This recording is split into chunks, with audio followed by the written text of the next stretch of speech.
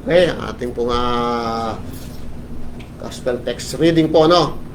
Matatagpuan sa course ng ating sermon series ng chapter 10. Pagsisimula po, no? Ng prologue ika ng chapter 10. Ano po? Sabi po rito, "Truly, truly, I say to you, he does not enter by the door in the fold of the sheep, but climbs up some other way. He is a thief and a robber, but he was enters by the door is shepherd of the sheep. To him the doorkeeper opens, and the sheep hear his voice, and he calls his own sheep by name, and he leads them out. When he puts forth all of his own, he goes ahead of them, and the sheep follows him because they know him voice. Stranger they simply will not follow, but will flee from him, because they do not know the voice of strangers." This figure of speech Jesus spoke to them, but they did not understand what those things were which he had been saying to them.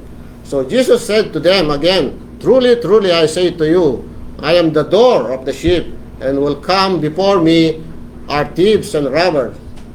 But the sheep did not hear them. I am the door. If anyone enter through me, he will be saved, and he will go in and out and find pasture. The thief comes only to steal and kill and destroy. I came that they may have life, and I have it abundantly." Praise be to God for the reading of His Word. Primo Panginoon Diyos, no? Dadako po na po tayo sa ating mensahe for today, which is dadalhin po ng ating kapatid na JP sa ating music ministry na may pamagat po na The Gate of Abundant Life. This po, tuwain ko po ng ating deacon na JP kung magdadala ng mensahe for today. Magandang umaga sa lahat sa ngalan natin Panginoong Hesus. Isang namang pribileyo na nakatayo ako ito sa inyong harapan. Bagamat maraming mga challenges at mga balakid. So sa ating Panginoon natapos ko din yung inyong mensahe. So hindi lang ako nakapag-print, so dito ko nabuksan sa aking laptop.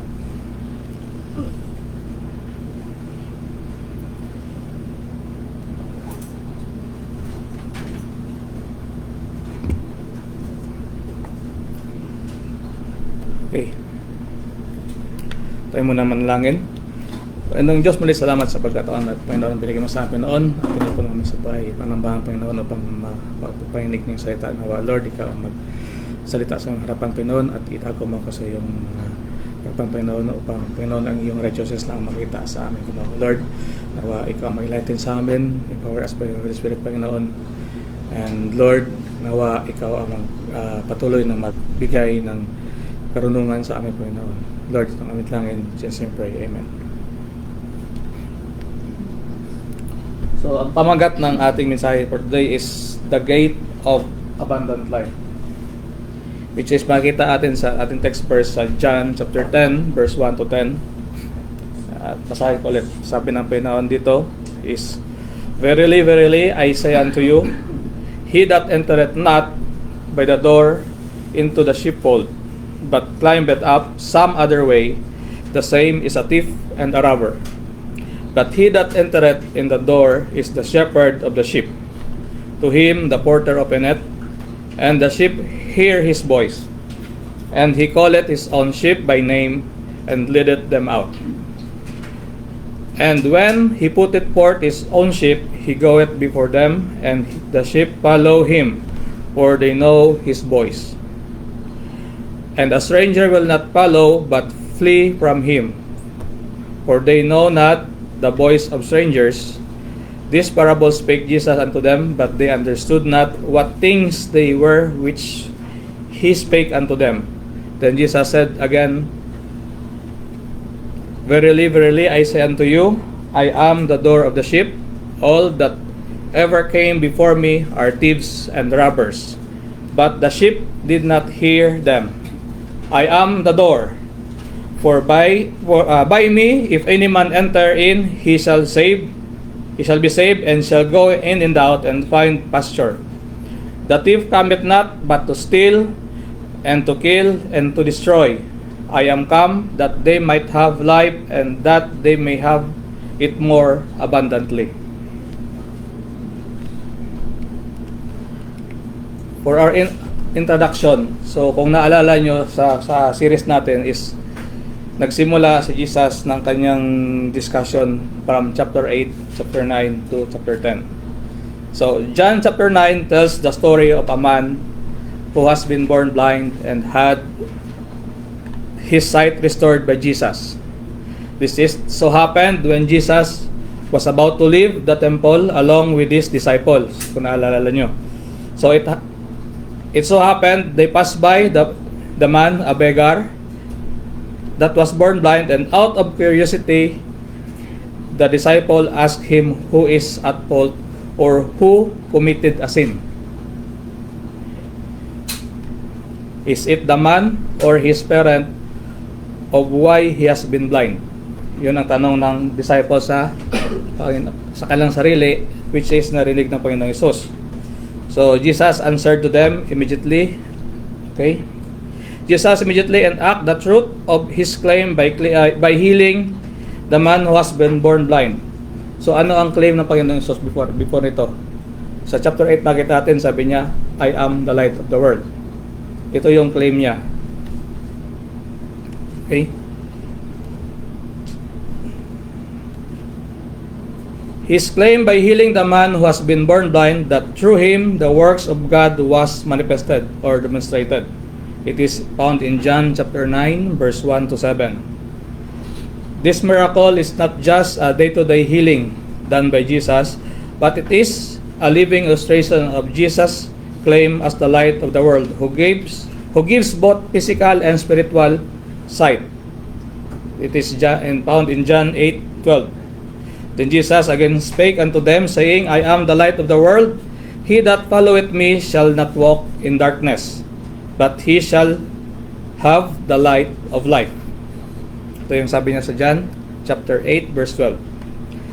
The manifestation of God's work by the miraculous healing of the blind man causes division among the religious leaders. It is found in John chapter 9 verse 16. And even put the healed man into severe interrogation and hostility from Pharisee. So naalala nyo, ilang ulit siya tinanong ng mga Pariseyo, ikaw ba talaga ito? Anong ginawa sa iyo? Anong nangyari? Bakit na-restore yung iyong paningin? So ilang beses sinabi ng blind man na ang Panginoong Hesus, inutusan siya na pupunta doon sa pool of Siloa, I think, to wash, para ihugasan niya kanyang mata dahil nagyan ng Panginoon ng clay ang kanyang mata. So it was Sabbath day. So yun ang nag-cause ng division sa kanila, kasi sabi nila kung ito ay galing sa Panginoon, bakit nagtrabaho, ginawa ang miracle during Sabbath day, which is rest day sa kanila. So ang iba nagsabi na kung hindi ito gawa ng Panginoon, paano ma-restore yung sight ng tao? So yun, nagkahati-hati sila ng opinion. Okay. It's also its neighbor also give judgment to him, and even his parent. Sabi ng kanyang mga parents is imbes na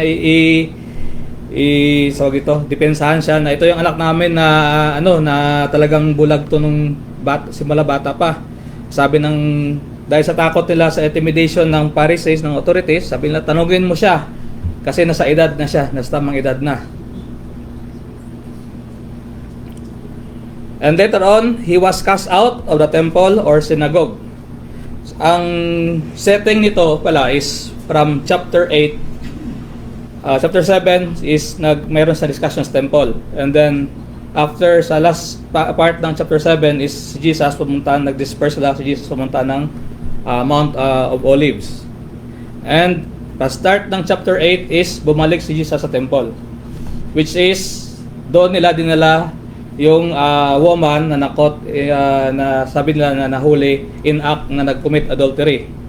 Wherein sabi ng Panginoon Sos na kung sino yung walang sala, siya muna ang unang bumato. Which is convict sila sa ganung salita ng Panginoon, which is nagsialisan sila one by one. And after that, ito na yung nagpalo na sabi ng Panginoon, I am the light of the world. Ito na siya nag-claim.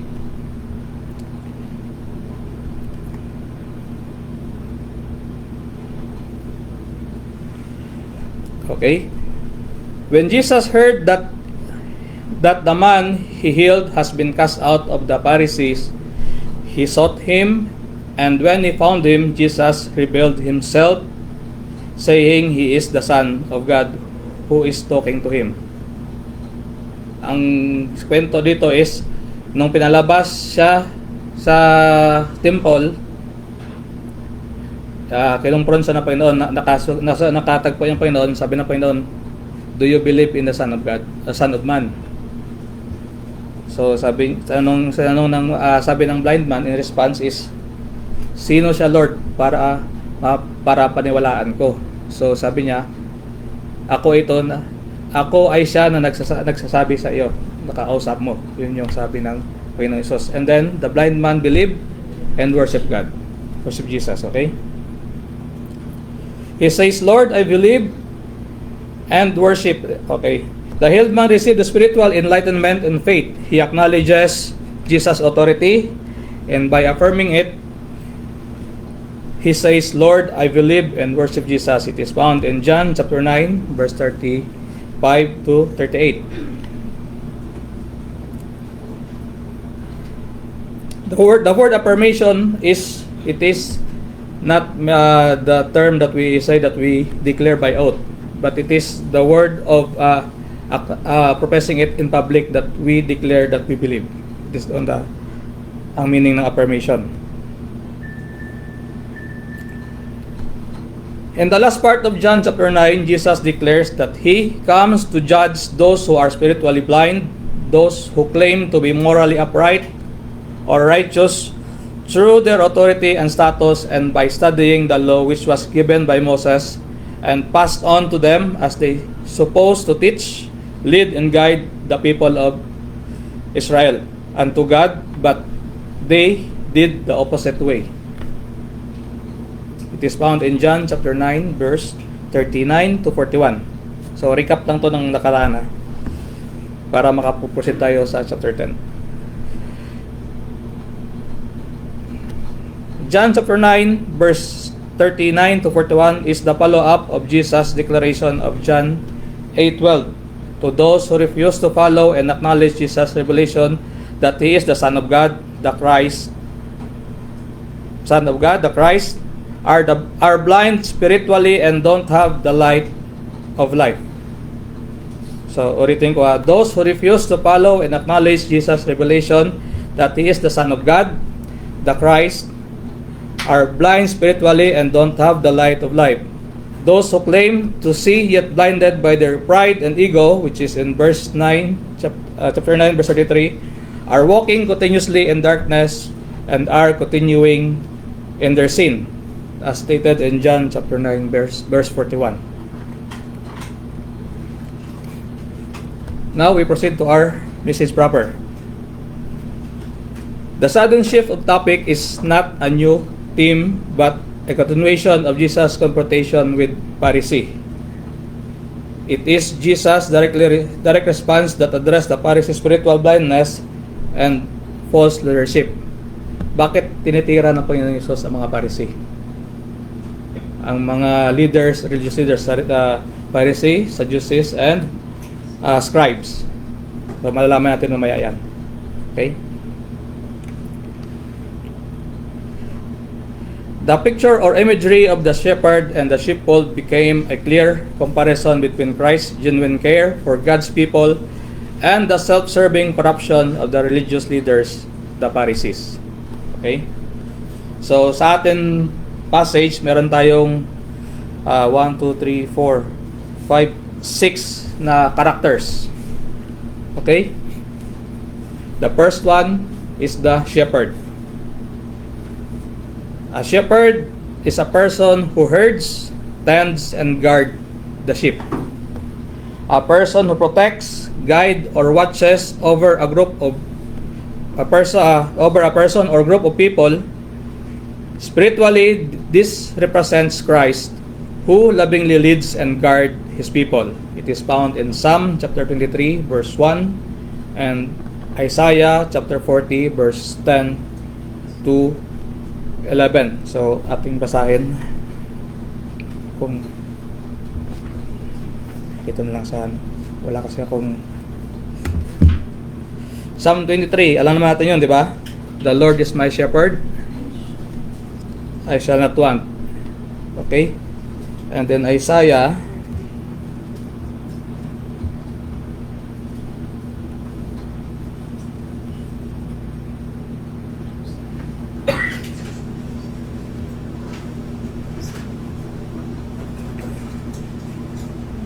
Isaiah 40 verse 10 to 11. Sabi dito, behold the Lord God will come with strong hand, and His arm shall rule for Him. Behold, His reward is with Him, and His work before Him. He shall feed His flock with like a shepherd, and He shall gather the lambs with His arm, and carry them in His bosom, and shall gently lead those that are with young. And ang next character natin is the sheep. It refers to the person regarded as a protected follower of God, used with reference to people who are too easily influenced or lead. It is referred to the follower of God, those who recognize the shepherd's voice and live under his care. It is found in Psalm chapter 95, verse 7. Psalm chapter 25.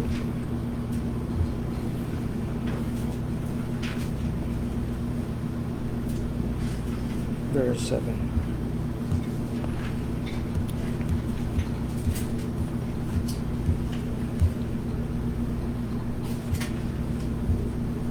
Sabi dito, for He is our God, and we are the people of His pasture, and the sheep of His hand. Today, if ye will hear His voice. So the sheep recognize the voice of the shepherd. And the third character is the thief. A person who steals another's property, especially by stealth or without using any force to threat violence. So, ang thief. May dalawang na-mention dito, thief and robber. So, anong pagkakaiba ng dalawa later on? So, ang thief is ito yung person na nagnanakaw na hindi mo alam na nakuhanan ka na. Nakuha na yung property mo. Okay? The next one is the robber. A person who takes property unlawfully by force or threat of force. The one who takes by force, representing the leaders who use authority or intimidation by dominating God's people. So let's go back muna sa thief. Tapos natin ang thief, ha? A person who steals another property using by stealth and without using force or threat violence. The one who steals stealthily, symbolizing false teachers who deceive and exploit. Ito yung ng thief.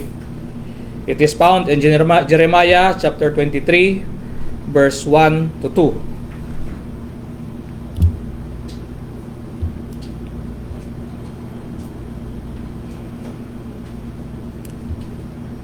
Jeremiah chapter 23.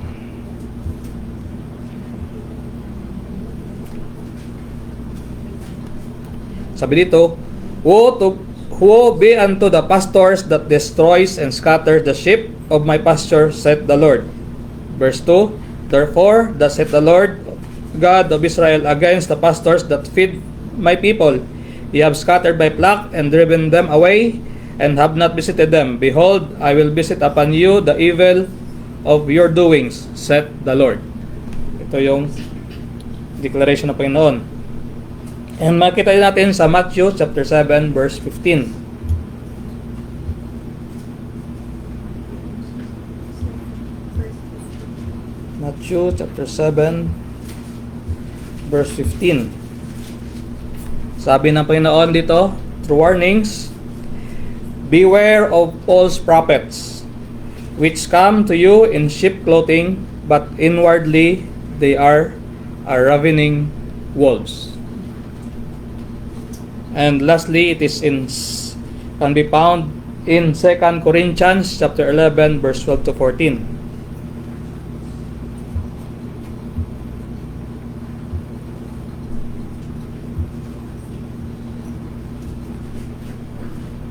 To 14. 12 to 14, sorry. Corinthians 11, 12 to 14. But what I do, that I will do, and that I may cut off occasion from them which desires occasion, that wherein they glory, they may be found even as we. For such are false apostles, deceitful workers, transforming themselves into apostle of Christ. Ito yung sabi ni Apostle Paul. Now, let's go to the robber.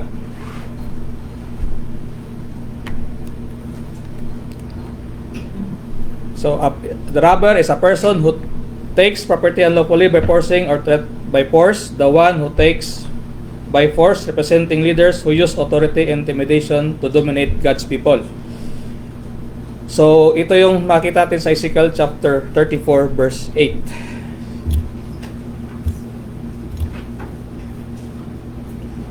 Mag-ano tayo muna sa mga ano natin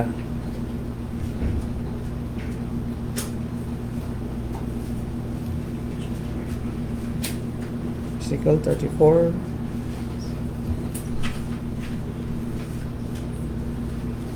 verse 8. Sabi dito, as I live, said the Lord God, surely because my flock became a prey, and my flock became meat to every beast of the field, because there was no shepherd, neither did my shepherd search for my flock, but the shepherd feed themselves and feed not my flock.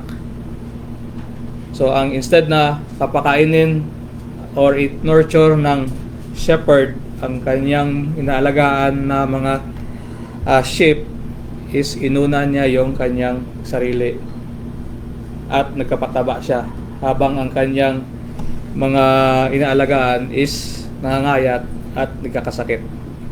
Okay? And also, it can be found in Acts chapter 20 verse 29. Acts chapter 20.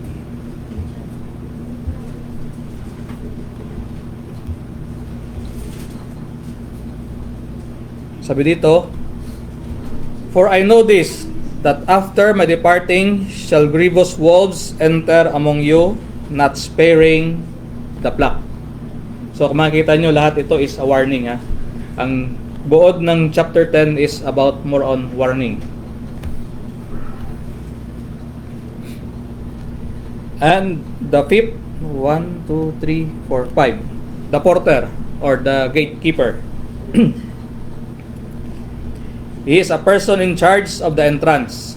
Ito yung parang guard. An attendant employed to control who can go through a gate and who knows the shepherd's personality. The one who guards the entrance, symbolizing the divine authority of the Holy Spirit. Who authenticates the true shepherd. So, introduction tayo ng chapter 10. It is found in Acts 20:28. Also. Okay, take heed therefore unto yourselves and to all the flocks over the which the Holy Ghost hath made you overseer, to feed the church of God which He hath purchased with His own blood. Ito yung pertaining sa porter. Ang Holy Spirit mismo ang nagbabantay ng gate ng sheepfold, at siya ang nag-aalaw ng shepherd para makapag-tend or makapag-alaga ng sheep. And the third one, and the last one is the stranger or strangers. It is a person who is unknown or unfamiliar to another person or group. Someone you don't know or who doesn't belong to a specific place. Those unknown to the flock symbolizing voices or influences not aligned with Christ. It is also found in Acts chapter 20 verse 29 to 30. Continuation lang naman natin. Sabihin dito, for I know this, that after my departing, ito yung kanina, shall grievous wolves enter in among you, not sparing the flock. Also, for your own selves shall men arise, speaking perverse things, to draw any disciple after them. And 31, therefore watch and remember that by the space of 3 years I cease not to warn everyone night and day with tears.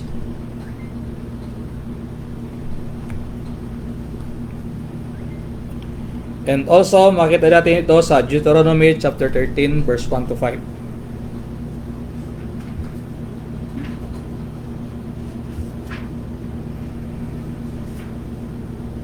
Deuteronomy 13,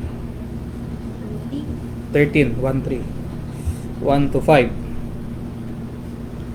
Sabi dito, if there arise among you a prophet or a dreamer of dreams, and giveth thee a sign or a wonder, and the sign or wonder come to pass thereof, he spake unto thee, saying, let us go after other gods, which thou hast not known, and let us serve them. Verse 3, thou shalt not hearken unto the words of that prophet or that dreamer of dreams, for the Lord your God proveth you to know whether ye love the Lord your God with all your heart and with all your soul. And verse 4, ye shall walk after the Lord your God, and fear him, and keep his commandments, and obey his voice, and he shall serve him and cleave unto him. And the last verse, and that prophet or that dreamer of dreams shall be put to death, because he hath spoken to turn you away from the Lord your God, which brought you out of the land of Egypt, and redeemed you out of the house of bondage, to thrust thee out of the way which the Lord thy God commanded thee to walk in, so shall thou put the evil away from the midst of thee. Ito yung mga pertaining sa mga strangers na nag-influence or para na ma-sidetrack yung mga totoong anak ng Panginoon. At matindi ang parusa sa Old Testament. Sabi ng dito is patayin. Kung sa panahon natin ito nangyayari, ano kaya? Marami siguro, ano? So, which is hindi na nangyari because we are in the grace, period of grace. Sorry. Within our passage also, Jesus has 3 declarations. So kanina, pinakil natin yung mga characters. So ngayon, itakil natin yung 3 declaration ng Panginoong Hesus. So the first one, or ito yung mga sabi ng Panginoong Hesus na I am. Okay? The first one, sabi niya is, I am the door of the sheep. He is referring to, Jesus claims to be the only means of protection and safety. Okay? Makita natin sa Psalm chapter 18 verse 20. 118 verse 20.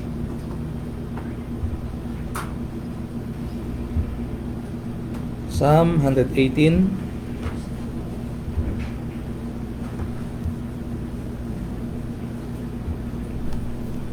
verse 20.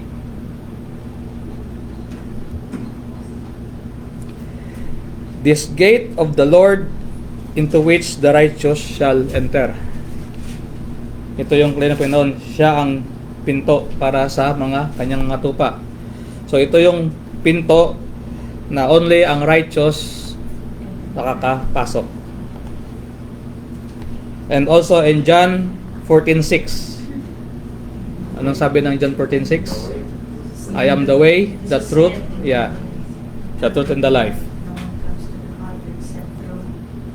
So, siya lang ang only na paraan or daan or pinto para sa kaligtasan. And the second claim is, I am the door. Kanina, I am the door, the sheep. Ngayon, I am the door. Meaning, He is the only way or access to go in and out. He is the only way to salvation and relationship with God.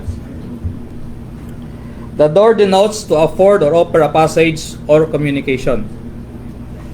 Or simply, the exclusive way to salvation and fellowship with God. It is found in Acts chapter 4, verse 12.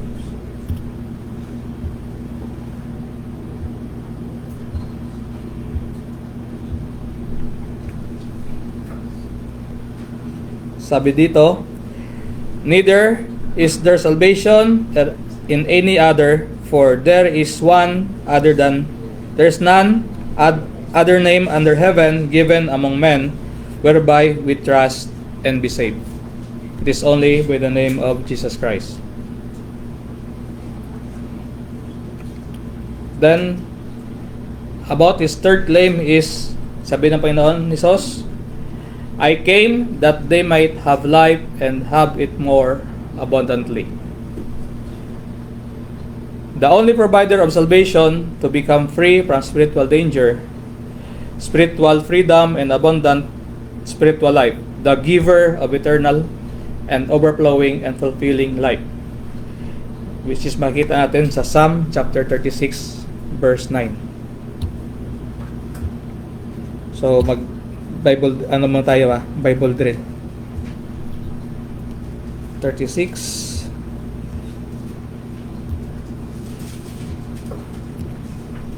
verse 9. Sabi dito, for with thee is the fountain of life, and thy light shall we see light. Okay? And also, it is found in John 3:16, which is very famous, diba? Sabi, for God so loved the world that He gave His only begotten Son, that whosoever believeth in Him should not perish, but have everlasting life. Okay? Jesus started the chapter 10 with the word verily, verily, or truly, truly. This phrase has a meaning in Greek. Has a meaning in Greek which we call usually amen, amen. It is a distinctive expression used by Jesus to underscore the absolute truth, certainty, and divine authority of His word. Okay? Unlike the Old Testament prophet who would often preface their message with "Thus saith the Lord" or "Thus saith the Lord God," Jesus begins with "Amen, amen, as I say to you," signifying that He speaks on His own divine authority, not as a messenger, but as the very source of truth Himself. The repetition of "Amen" intensifies its meaning. In Hebrew, "Amen" express firmness, faithfulness, and reliability. When Jesus was the word "Amen, amen," He emphasized that what follows is unquestionable truth or unquestionably truth, anchored in the eternal reality of God's will. His statement requires not debate or doubt, but reverent acceptance.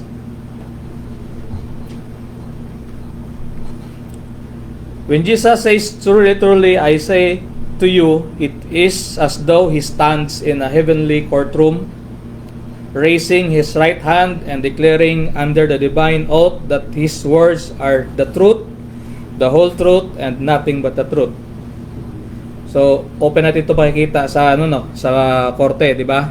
Pag mayroong witness, sasabihin, papanumpain, nakahawak ang isang kamay sa Bible at naka-raise ang isang hand at nagsasabi, nanunumpa na siya ay magsasabi lamang ng katotohanan at wala nang iba kundi katotohanan lamang.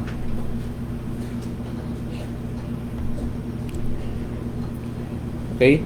It affirms that what he is about to declare carries the full weight of heaven's authority, demanding attention, faith, and obedience. So when Jesus utters truly, truly, or verily, verily, it affirms that he is about to declare, carries the full weight of heavenly authority, demanding our attention, full faith, and obedience. So now let's go to our topic. So we're gonna expound it verse by verse. So from verse 1 to 5, it emphasizes the meaning and the meaning of what is the warning of Jesus Christ. So verse 1, it is titled a warning and reminder. Sabi sa ating passage, sakit lang ha.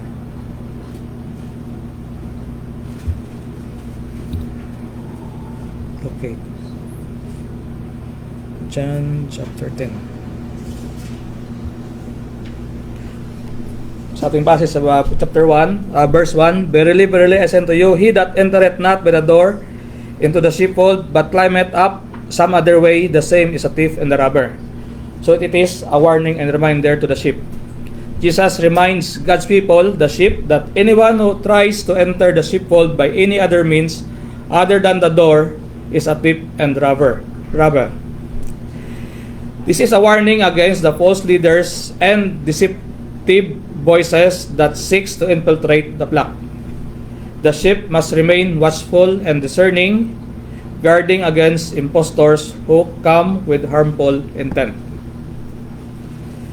Which is, makita natin sa Jeremiah chapter 23 verse 1 to 2, which can we say, it is referring to the false shepherd who will destroy and scatter the flock.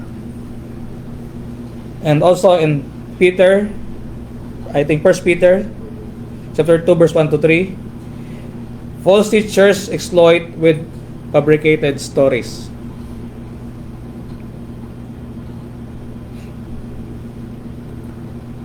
Now, let's move on to the verse 2, which titled, A Mark of Assurance. Ang verse 2, sabi ng Panginoon, But he that entereth in by the door is the shepherd of the sheep. So, ang assurance sa Panginoon is, siya, kung ang pumapasok ng pinto is yung totoong shepherd. Only the true shepherd enters to the door. This verse reassures God's people that their legitimate leader, Christ himself, comes in the right way and lawful way. His approach is open, recognized, and approved by the one who guards the flock.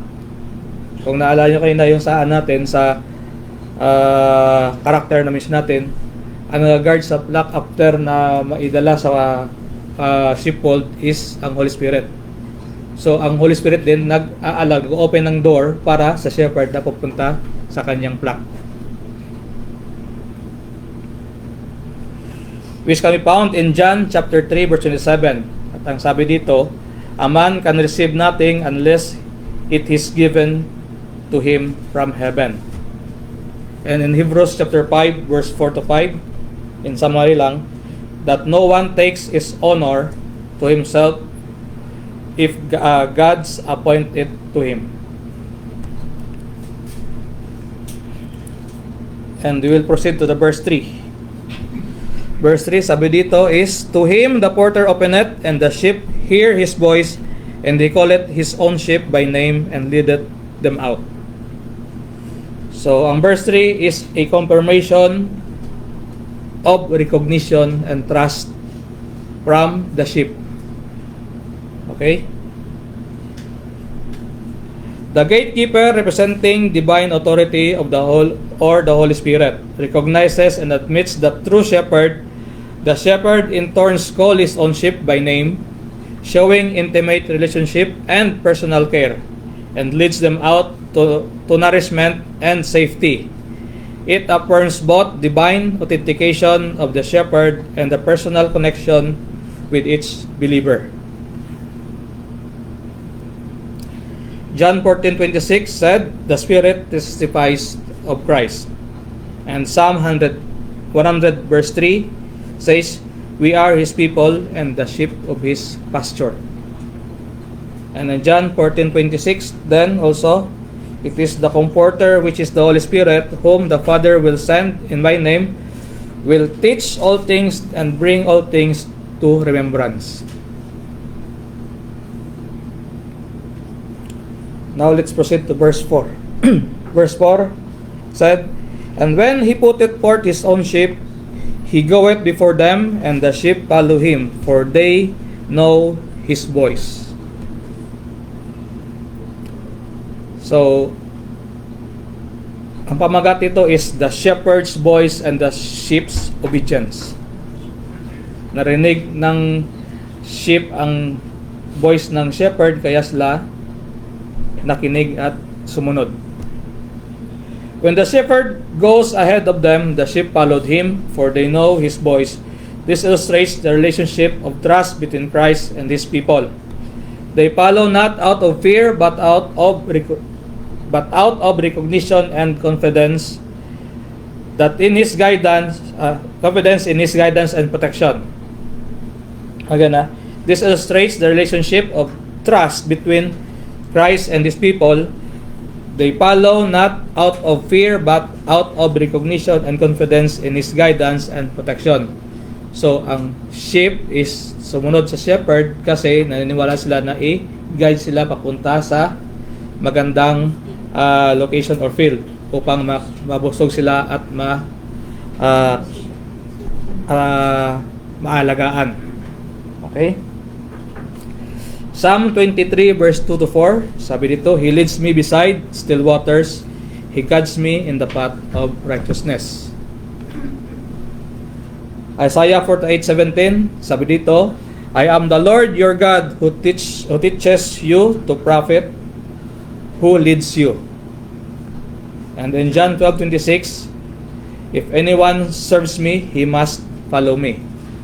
Kung gusto natin na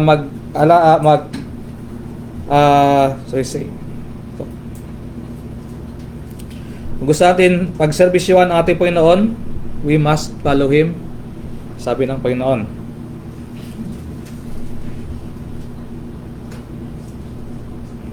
Usually sabi ng Panginoon sa Juan is, "If you want to be my follower, take up your cross and follow me."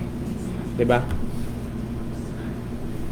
Now in verse 5, this is the last verse of our first part. Buti na lang 10 verses lang to, no? Sabi ng verse 5, "And a stranger will they not follow, but will flee from him, for they know not the voice of strangers."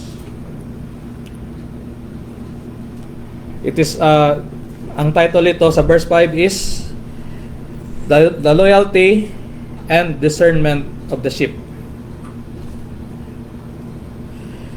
The sheep will not follow a stranger because they do not recognize his voice. Their loyalty to the true shepherd keeps them from being deceived or led astray. This verse highlights the believer's spiritual discernment, cultivated through intimacy with Christ and attentiveness to His Word. 1 John chapter 4 verse 1 says, "It testifies the Spirit whether they are of God." Ito yung test nila ang mga teaching na it is totoo ba sa sinabi ng mga apostles o hindi. Kasi sa Book of John, na-infiltrate na sila ng maraming mga false teachers. And then Galatians chapter 1 verse 8, "Even if angels preaches another gospel, aside from the gospel teached by Apostle Paul, let him be accursed. Ito yung sabi ni Apostle Paul. And in Matthew chapter 24 verse 24, sabi ng Panginoong Hesus as a warning, false Christ will arise to deceive, if possible, even the elect.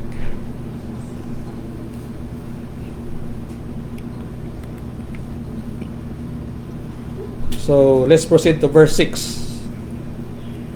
Sabi ng verse 6, this parable spake Jesus unto them, but they understood not what things they were which he spake unto them. Verse 6 is referring to the people's failure to perceive the spiritual meaning of the parable Jesus spake. Okay? Although Jesus used a simple and familiar figure of speech, the relationship between the shepherd and the sheep, the listeners did not understand what he is saying. Their failure to grasp the spiritual meaning reflects their spiritual blindness, which is the continuation of John chapter 9. They could perceive the story but not the truth behind it. This reveals the spiritual insight is a gift that comes through faith and openness to divine revelation, not a mere human reasoning. Isaiah 6 verse 9 to 10 sabi is hearing you will hear but not understanding. In summary lang yan. Pwede nyo i-check sa Isaiah chapter 6 verse 10 to 10. And in 1 Corinthians chapter 2 verse 14, the natural does not receive the things of the Spirit of God. Natural man. Okay? I think natural man to. Hindi ko na type. Natural man does not receive the things of the Spirit of God. So, verse 7 to 10, this is the second part. The third part. Mayroong preload, mayroong konting pause sa chapter 6 kasi hindi naunawaan ng mga nakikinig ang salita ng Panginoon, yung unang claim niya. So, inulit niya ulit dito sa verse 7 to 10. Ito yung second part. Sabi ng Panginoon sa verse 7, then Jesus said unto them again, verily, verily, I say unto you, I am the door of the sheep. It is in response to their confusion, Jesus plainly declares, truly, truly, I say unto you, I am the door of the sheep. The door represents the only legitimate and divine appointed means to access to God's people and to salvation itself. Through Jesus alone, one may enter the safety and fellowship of the flock. All other who claims to lead or save apart from Him are impostors. Jesus is not merely a gatekeeper, He is the door itself, the only way to enter into the fold of God's grace. Which is makita natin also sa Psalm chapter 18 verse 19 to 20, and can be summarized is, this is the gate of the Lord. And in John 14:6, so inulit natin, I am the way, the truth, and the life.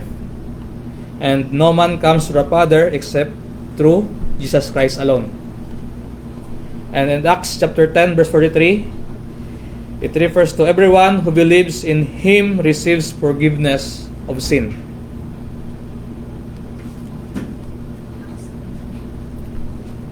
So let's proceed with our verse, verse 8. Sabi dito, all that ever come before me are thieves and robbers, but the sheep did not hear them.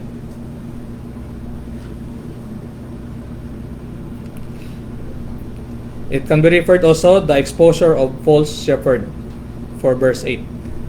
The exposure of false shepherd. All who came before me are thieves and robbers, but the sheep did not listen to them. The statement of Jesus exposes all false messiahs, self-proclaimed leaders, and corrupt religious figures pretends to sought authority without divine appointment to rule God's people. Yet the true sheep of God were not be deceived. they did not heed these false voices. God's elect throughout history have been preserved by His Holy Spirit from ultimate deception. It is ang Panginoon mismo ang nagbibigay ng pangunawa at enlightenment sa kanyang mga totoong anak upang ma-recognize kung alin yung totoo at hindi totoo. Jeremiah chapter 23 verse 30 to 32. God is against to those who prophesy lies. And in Ezekiel chapter 34 verse 2 to 3,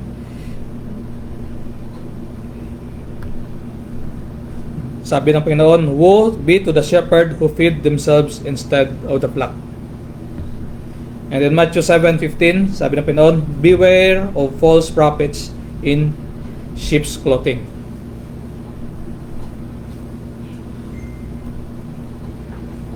So kung napansin nyo, almost ang lahat, ang verse 1 to 10 ng John chapter 10 is more on warning. And in verse 9, sabi ng Panginoon, I am the door, by me if any man enter in, he shall be saved and shall go in and out and find pastures. So after ng warnings, ito na yung assurance ng Panginoon. Sabi, ang verse 9 can be titled, The Door of Salvation, Safety, and Sustenance. I am the door. If anyone enters through me, will be saved and will go in and out and find pasture. Jesus expands the metaphor. He is the door of salvation. The sole entrance to enter life and fellowship with God. To enter through Him means to place one's faith and trust entirely in Christ's person and work. The phrase go in and out and find pasture depicts freedom, security, and provision, symbolizing the believer's continual access to God's presence and His abundant spiritual nourishment. So, kung mapansin nyo, kung mabalik pa rin yung Psalm 23 verse 1 to 2. Sabi, the Lord is my shepherd, I shall not want. Hindi ito sabihin na hindi ko gusto sabihin ito, hindi na ako mangangailangan pa ng iba. Or hindi ako kukulangin. And in Hebrews chapter 10 verse 9 to 20, sabi is we enter the most holy place by the blood of Christ. And in Revelation 7 verse 17 is referring pertaining to the Lamb will shepherd them and lead them to living fountains of water. And dito na tayo sa ating last verse. Verse 10. Sabi ng Panginoon, the thief cometh not but for to steal and to kill and to destroy, and I come that they might have life and that they might have it more abundantly. Ito yung pinakamagandang assurance ng Panginoon. Siya narito upang tayo ay magkaroon ng buhay na walang hanggan at maging more abundant. Not physically, but it will be spiritually. Okay? This climatic statement contrasts the purpose of the false shepherd and that of Christ Himself. False leaders exploits and destroy. Christ gives and restores. The abundant life, in Greek word perison, is not merely physical prosperity, but the overflowing life of God's grace, peace, and joy. It is a life marked by spiritual fullness, now and eternal life thereafter. Jesus thus reveals Himself as the life-giving door, through whom the sheep enters into safety, sustenance, and the unending abundance of divine fellowship. Deuteronomy 30 verse 19 to 20, sabi ni Moses dito ito na yung bago papasok sila sa land of Israel. Sabi ni Moses, choose life that you and your descendants may live. And then in Romans 8 verse 1 to 2, sabi is the law of the Spirit of life has set you free in Christ. Ephesians 3:19 to 20, to be filled with all the fullness of God. And in 1 John chapter 5 verse 11 says, God has given us eternal life, and this life is in His Son. Tapos tayo. So, okay.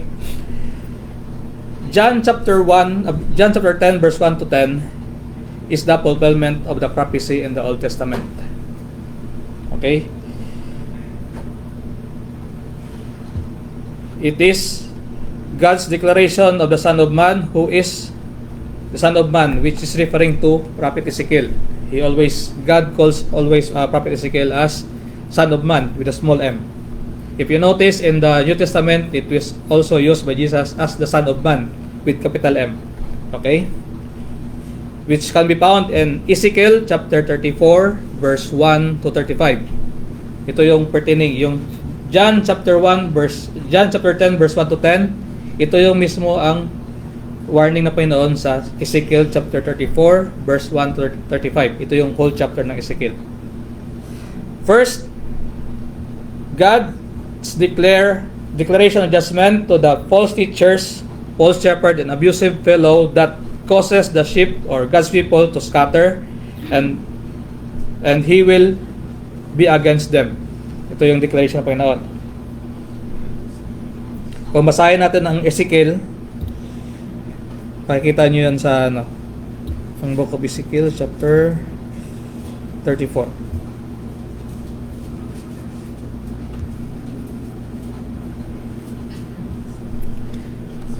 Ang unang kabungad, and the word of the Lord came unto me, saying, sabi ni Apostle Ezekiel, Son of man, prophesy against the shepherd of Israel, prophesy and say unto them, Thus saith the Lord God unto the shepherds, Woe be to the shepherds of Israel that do feed themselves.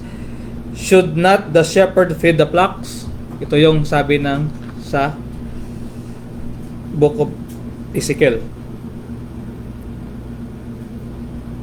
And the second is the promise of God personally will search and seek out of His sheep, gather them, feed them, and tend them. Ito yung fulfillment ng prophecy kay Prophet Ezekiel. And the third, to provide righteous judgment to those who are opportunistic and without empathy to fellow believers. Sabi ng Panginoon, di ba, declare siya, I come to judge, di ba, sa last part ng John chapter 9. And the fourth, the provision of a shepherd that will tend, heal, and feed the flocks. It is the last promise of prosperity, okay? The last promise of prosperity and blessing spiritually. Ito yung fourth na which is napulpil kay Panginoong Hesus. Pinadala siya ng Panginoong Diyos upang siya ang mag-gather ng mga na-scattered na mga sheep. In Old Testament times, God talked to His people through His prophets. In the context of our passage, Prophet Ezekiel was instructed by God saying, Son of man, which is referring to human or mortal with a small m. Okay? That emphasizes the frailty, limitation, and morality of human being compared to God. Prophesy against the shepherd of Israel, it refers to the religious leaders like Pharisees, scribes, and Sadducees. So, ano ang distinction or difference between these three religious leaders? Pharisees, scribe, and Sadducees. So first, the Pharisee are the religious, conservative, and legal traditionalist. Sila yung mga grupo ng religious leaders na ito. They are a religious sect, not a priest. Hindi sila priest, kundi sect, group ng people. That arose during the Intertestament period. Ito yung pagbalik nila from captivity from Babylon. Their name came from the Hebrew word parash, which means to separate. Because they sought to separate themselves from sin and from Gentile influence by strict observance of the law. They believed in both written law, the Torah or the first 5 books, and the oral law or the tradition of the elders. They are often criticized by Jesus because of their hypocrisy, pride, and outward religion, yung showy, pagka-showy nila. And the second is the Sadducees. Ano naman itong Sadducees?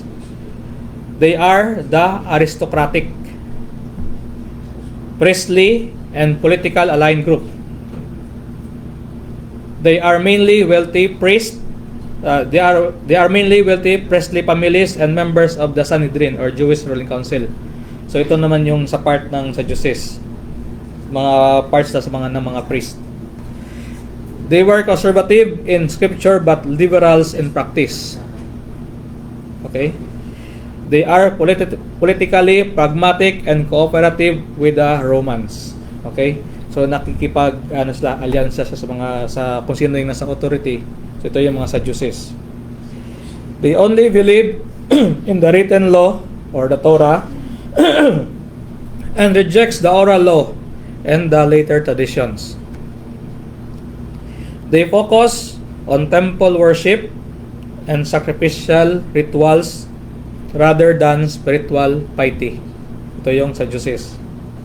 They were often criticized by Jesus for their unbelief and worldliness. Ito yung pagkakaiba nila. And the last is the scribes. The scribes are the teachers and interpreters of the law. So ito na yung scribes. They are not a sect, hindi sila isang grupo, but they are a professional class. So ito yung an expert in the law like lawyers and theologians in our current time. Like the Pharisee, they originated after the exile. So same lang sila ng kung paano sila na-create. Their role was to preserve, copy, interpret, and teach the scripture. They are often associated with the Pharisees, sharing their strict adherence to the law.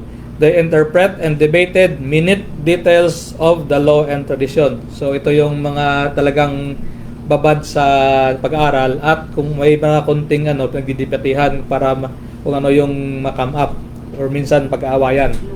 Oh. So kung makikita niyo palagi sa encounter ni Jesus from Matthew until to John, it is often mayroong mga debate, di ba? Kahit sa time ni Apostle Paul.